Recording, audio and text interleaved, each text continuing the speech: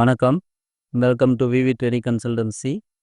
பயோகான் வந்து last week சொல்லியிருந்தோம். நமக்கு லாஸ்ட் வீடியோஸில் தான் போஸ்ட் பண்ணியிருந்தோம். 530 அந்த ஜோனில் பை கொடுத்துருந்தோம். நமக்கு டார்கெட் வந்து மேலே 550லேருந்து 570 வரையும் போகும் அப்படிங்கிற மாதிரி சொல்லியிருந்தோம். எகைன் வந்து பார்த்தோன்னா மார்க்கெட் கொஞ்சம் இன்றைக்கி டவுன் வந்திருக்கு. 525 அந்த ஜோன் வரலையும் வந்திருக்கு. இருந்தாலும் இது இன்னும் வந்து மேலே போகிறதுக்கான வாய்ப்பு தான் அதிகமாக இருக்குது. என்ன காரணம்னா டே சார்ட்டில் நல்ல பையிங் ஸ்டாக்ஸாக இருக்குது. ஸோ வெயிட் பண்ணி பார்ப்போம். நாளைக்கு மூவிங்கான ஸ்டாக்ஸ் வந்து பிஎஃப்சி கொடுத்துருக்கோம். Nifty, bank Nifty, PFC. So இந்த மூணுக்கும் லெவல்ஸ் என்ன அப்படிங்கிறத பார்ப்போம். நிஃப்டி பார்த்தோம் அப்படின்னா நிஃப்டியோட R1 R2 23,596, 23,657. S1 S2 23,365, 23,311. Bank Nifty பார்த்தோன்னா R1 R2 50,855, 50,953.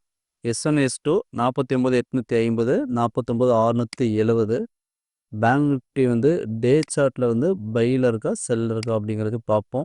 டே சார்ட்டை பொறுத்தளவு நமக்கு ஆல்ரெடி சொல்லியிருந்த ஜோன் தான் 49,850 வந்து ஸ்ட்ராங் சப்போர்ட்டாக இருக்குது. ஸோ அந்த ஜோன் பிரேக் ஆகாத வரையிலும் மார்க்கெட் வந்து மேலே போகிறதுக்கான வாய்ப்பு தான் அதிகமாக இருக்குது. ஸோ வெயிட் பண்ணி பார்ப்போம். அதேமாதிரி நிஃப்டி பார்த்தோம்னாலும் நிஃப்டி வந்து ஒரு பாட்டம் ஜோனில் இருக்குது. டே சார்ட் வேல வந்து பார்த்தீங்க அப்படின்னா ப்ரீவியஸ் இருக்க சப்போர்ட் ஜோன், அதாவது எங்கேருந்து மார்க்கெட் நல்லா மூவிங் கொடுத்துச்சோ அந்த ஜோன்கிட்ட வந்து இருக்குது. ஸோ எகைன் மேலே வந்தது அப்படின்னா நமக்கு வந்து ஒரு ரெசிஸ்டன்ஸ் வந்து 24,600 வரையும் எதிர்பார்க்கலாம். ஸோ இது வந்து longer time positional target. So நம்ம இன்ட்ராடே ரேஞ்சில் வந்து நம்மளோட S1 S2 ரேஞ்ச் வந்தது அப்படின்னா ஒரு பைக்கான சான்சஸாக பார்க்கலாம். அடுத்து ஸ்டாக்ஸில் பார்த்தோன்னா பிஎஃப்சி சொல்லியிருந்தோம். 461 அந்த ஜோனில் பையிங் எடுத்திருக்கு. பையிங்கான டார்கெட் வந்து பார்த்தோம் அப்படின்னா 483 வரையும் போகிறதுக்கான சான்சஸ் இருக்குது.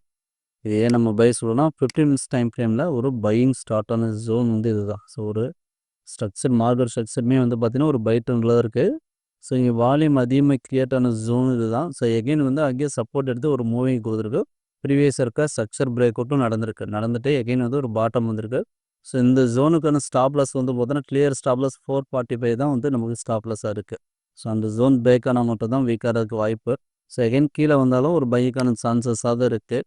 இது 15 மினிட்ஸ் டைம் ஃப்ரேமில் டே சார்ட்டில் வந்து பார்த்தோன்னா ஓவராலாக செல் ட்ரெண்டில் இருந்துட்டு ஒரு பாட்டம் ஜோனோட சப்போர்ட் ரேஞ்சில் ட்ரேட் ஆகிட்டு இருக்கு. ஸோ அதனால் மேலே போகிறதுக்கான வாய்ப்பு இருக்குது. ஸோ இருந்தாலும் நமக்கு லைவில் வந்து ஒரு என்ட்ரி கன்ஃபர்மேஷன் இன்ட்ராடே ரேஞ்சில் எடுக்கணும் அப்படின்னா நமக்கு லைவ் என்ட்ரி கன்ஃபர்மேஷன் வேணும். பொசிஷனில் எடுக்கணும் அப்படின்னா முடிஞ்ச அளவுக்கு பாட்டம் ஜோன் வந்து எடுக்கட்டும் அப்படின்னா பெட்டராக இருக்கும்.